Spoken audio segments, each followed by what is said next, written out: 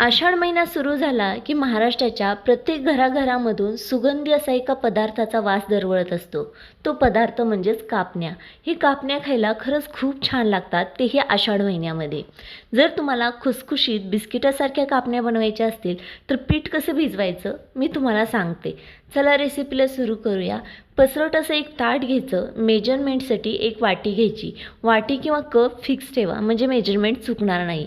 जे आता या वाटीने आपल्याला 2.5 वाटी गव्हाचं पीठ, अर्धी वाटी बारीक रवा घ्यायचा आहे.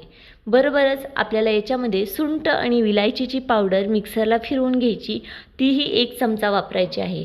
आता 1 चुटकी एवढं मीठ घालायचं आहे. आपण इथे मिठाचे प्रमाण अगदी कमीच ठेवणार आहोत.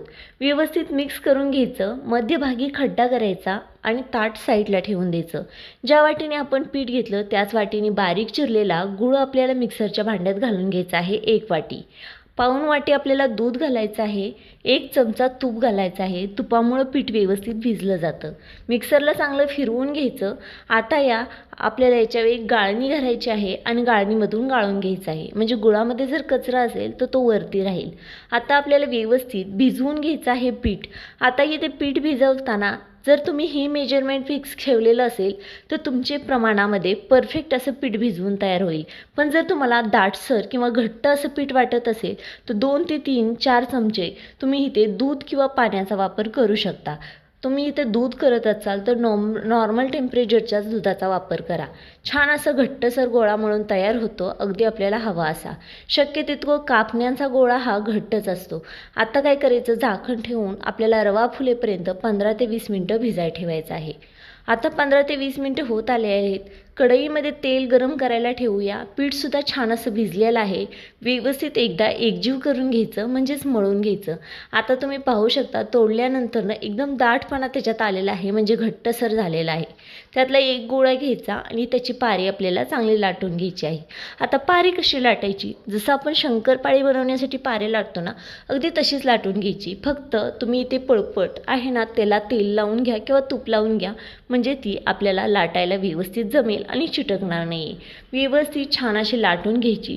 शक्य तितकं तुम्ही इथे जाडच ठेवा. कापण्या जेवढ्या थोड्याशा जाड असतील ना तशा ते खुसखुशीत होतात, व्यवस्थित फुगतात.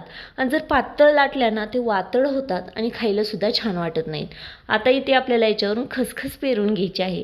खसखस पेरल्यामुळं ना आपल्या कापण्या दिसायलाही खूप सुंदर दिसतात आणि खायला सुद्धा खूप खुसखुशीत आणि छान लागतात. आता इथे जेव्हा खसखस घालतो ना तेव्हा अगदी थोडंसं बेलन फिरवून घ्यायचं, म्हणजे ते चिटकून बसेल. आणि मागच्या साईडने सुद्धा अगदी आपल्याला तसंच छान अशी खसखस पेरून घ्यायची आहे. म्हणजे दोन्ही साईडने खसखस असेल ना तर आपली कापणी दिसायला सुद्धा खूप छान अशी उठून दिसेल आणि खायला सुद्धा खूप छान लागेल. आता आपल्या चाकूने छान अशा कापण्या हवा त्या आकारामध्ये कापून घ्या. कापण्यांचा आकार शंकरपाळीपेक्षा थोडासा वेगळा असतो, जसं मी इथे तुम्हाला दाखवते. अगदी ह्या प्रोसेसमध्ये तुम्ही कट करून घ्या. जर तुम्हाला आवडत असेल तर तुम्ही तुमच्या आवडीनुसार आकार थोडासा वेगळा सुद्धा देऊ शकता, पण कापण्याही याच पद्धतीने बनवल्या जातात. आता आपल्याला कापण्या किती जाड ठेवायच्या तर ती सुद्धा मी तुम्हाला इथे दाखवते, की अगदी ह्या पद्धतीने आपल्याला जाड ठेवायच्या आहेत, म्हणजे कसं तळताना त्या खुसखुशीत आणि व्यवस्थित फुलून येतील. आता इथे सगळ्या कापण्या बनवून तयार झालेल्या आहेत. तेलसुद्धा गरम आहे. मीडियम गॅसवरती तेल ठेवायचं आणि याच्यामध्ये कापण्या घालायच्या आणि व्यवस्थित हलकासा कलर बदलेपर्यंत तळून घ्यायचे आहेत. आता इथं तेल तुम्ही हाय गॅसवर ठेवू नका किंवा एकदम लो गॅसवरती पण ठेवू नका. मीडियम गॅसवरती तळा, म्हणजे त्याला फुलायला सुद्धा व्यवस्थित जमेल आणि छान खुसखुशीत होतील.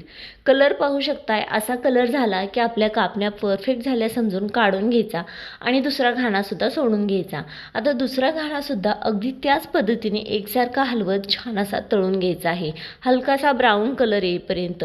गव्हाच्या कापण्या असतात त्यामुळे त्याचा कलर थोडासा डार्कच दिसतो. आपण इथे फक्त पिठाचा वापर केलेला आहे, अगदी थोडासा रवा घातलेला आहे, त्यामुळे याचा कलर थोडासा डार्क दिसतो, कारण आपला गहू हा ब्राऊन असतो. आता इथे आपल्या छान अशा कापण्या खुसखुशीत आणि छान अशा फुललेल्या बनवून तयार झालेल्या आहेत. अशाच प्रकारे सगळ्या कापण्या आपण बनवून तळून घेऊया. इथे सगळ्या कापण्या तयार आहेत. आता ह्या कापण्यांना आषाढ महिन्यामध्ये खायला खरंच खूप छान लागतात आणि पटकन बनवून तयार होतात, खुसखुशीत आणि एकदम बिस्किटासारख्या. तुम्हाला ही रेसिपी कशी वाटली मला कमेंट्सद्वारे नक्की सांगा. आवडली तर शेअर नक्की करा.